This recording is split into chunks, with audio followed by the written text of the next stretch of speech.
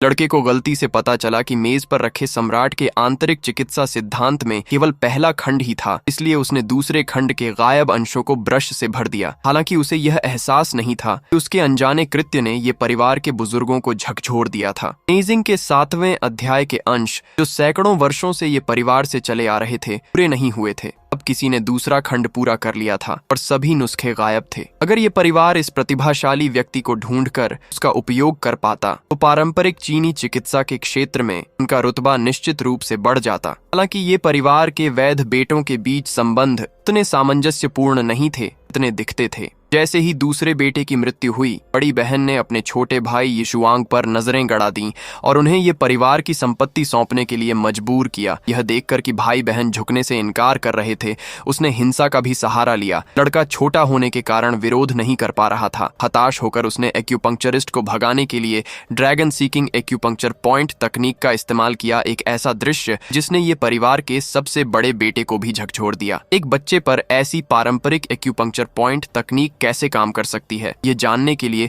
उसने ये परिवार के मुखिया से दोनों भाई बहनों को पारंपरिक चीनी चिकित्सा सम्मेलन में शामिल होने की अनुमति देने की विनती की। आखिरकार ये परिवार को लोगों की जरूरत थी और उन्हें साथ लाने से उनकी सफलता की संभावना बढ़ सकती थी। हालांकि उसे यह नहीं पता था कि लड़के की ताकत इस बात में निहित है कि अभी कुछ ही क्षण पहले ड्रैगन देश के चमत्कारी डॉक्टर को गलती से एक कार ने टक्कर मार दी थी। हत्यारा एक चित्रकार था जो एक पारंपरिक चीनी चिकित्सा परिवार का मुखिया था। डॉक्टर के असाधारण चिकित्सा कौशल के कारण उसकी स्वनिर्मित वॉन्डरिंग ड्रैगन नीडल तकनीक उन लोगों की आत्माओं को वापस ला सकती थी जिनकी धड़कनें चली गई थीं। हालांकि परिवार के मुखिया चित्रकार को ईर्ष्या हुई और उसने चुपके से उसकी हत्या करने का एक मौका ढूंढ लिया। हालांकि डॉक्टर बच गया और उसकी आत्मा ये परिवार के एक वंशज के शरीर में पहुंच गई। आज ही के दिन चित्रकार ने ये परिवार को पारंपरिक चीनी चिकित्सा प्रतियोगिता के लिए चुनौती दी थी और उसने इस मौके का फायदा उठाकर हत्यारे को अपना असली रूप दिखाने पर मजबूर कर दिया।